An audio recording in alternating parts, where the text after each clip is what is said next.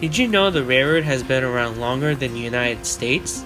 The railroad's purpose was to take goods to different parts of the country.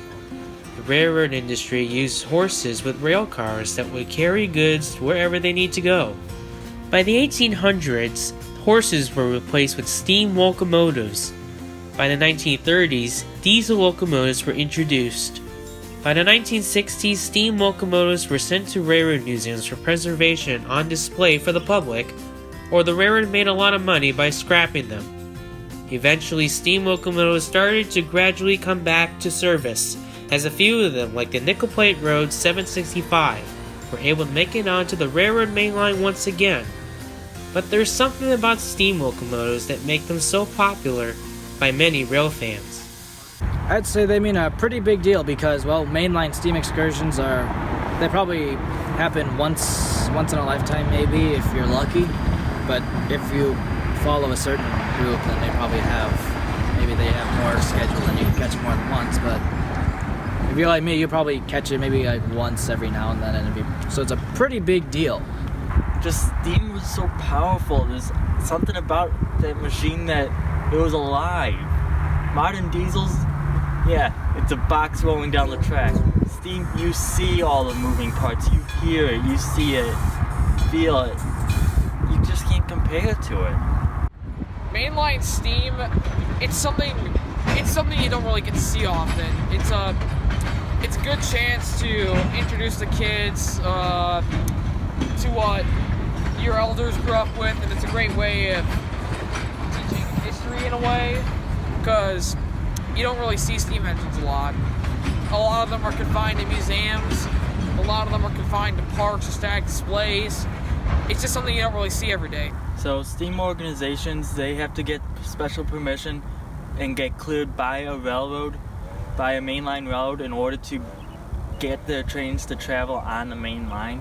Because they're so old and a lot more moving parts, they have to be worried about what could go wrong, and they still can't interfere with everyday rail traffic, so they have to get specifically cleared by a railroad on what tracks. So probably my favorite steam locomotive is the Southern Pacific Daylight, number 4449. That one was also the first live steam engine I saw, and it was just amazing to see something that big moving that fast, and just amazing.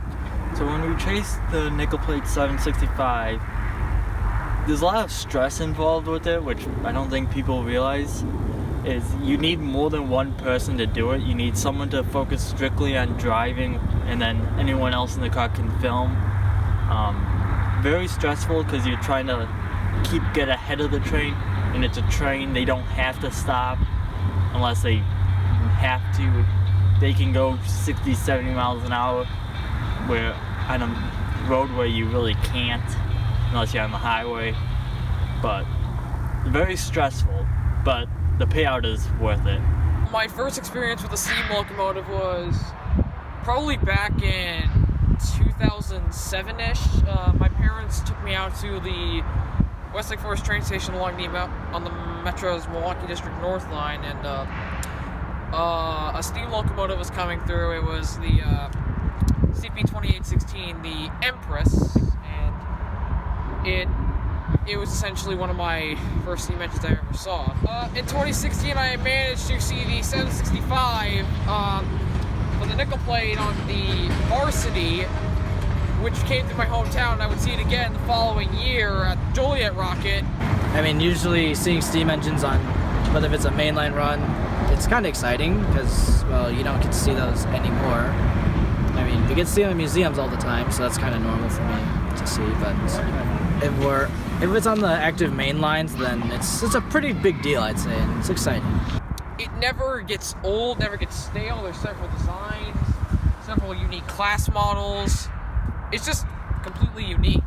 So for rail fans who want to see future steam excursions, what my advice is, make sure you know what you're getting into. When I first did Daylight, we were not aware of it.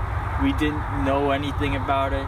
So the best advice is to just talk to people, see because people have experiences, hear about theirs, and That should give you enough information to learn about what happens on a steam excursion. So how does a steam locomotive work? A fire is created by using either wood, coal, oil, or some other fuel source. Then the fire is used to heat the boiler, which is contained with water. Heating the water from the fire creates steam. All of the steam is generated inside the firebox in the boiler.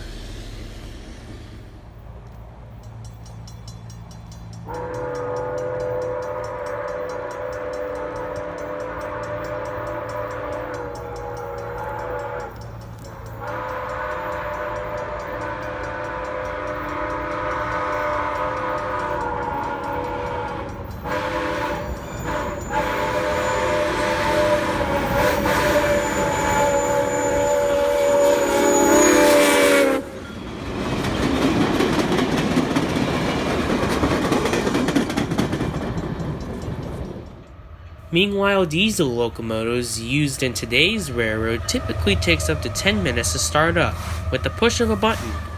Since they are powered by diesel fuel with electricity, that is basically how the engine moves.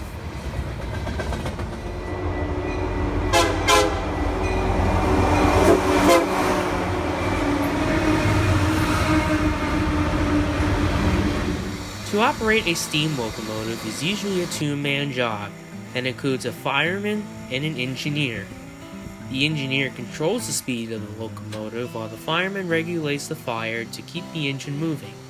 In today's era, it takes more than just two people to operate a steam engine. Many steam locomotives are operated by non-profit organizations, such as the Friends of the 261, the Fort Wayne Railroad Historical Society, the Fire Up 611 Crew, and the Oregon Railroad Heritage Foundation.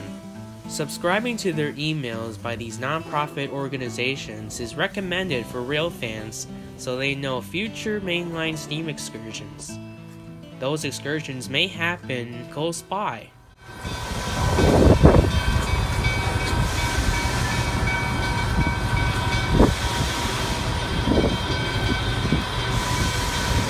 Today, many steam locomotives are either put on display for the public or they're in many different railroad museums across the United States. For example, the Illinois Railway Museum runs their 100-year-old steam locomotive Frisco 1630 on their museum property during special events.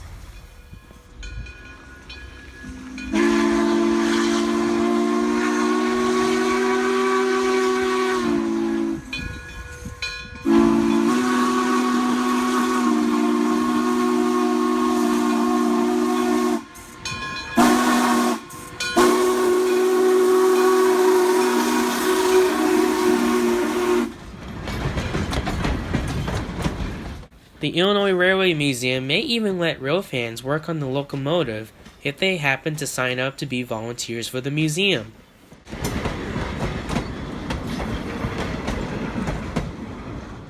The only Class 1 railroad to have a steam program is Union Pacific.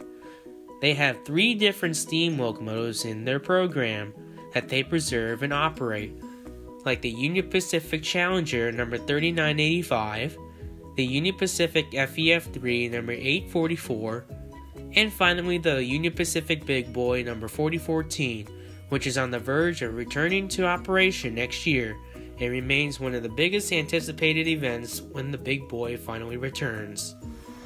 Since steam locomotives can be seen in many different railroad museums across the United States, either on display or operating on the museum property, it is a very unlikely scene that you will see a steam locomotive running a steam excursion on the railroad main line. And if it happens close by or in the near future, take advantage of experiencing what it's like to see a steam locomotive on the public railroad, because you may never know what the future may hold for mainline steam excursions.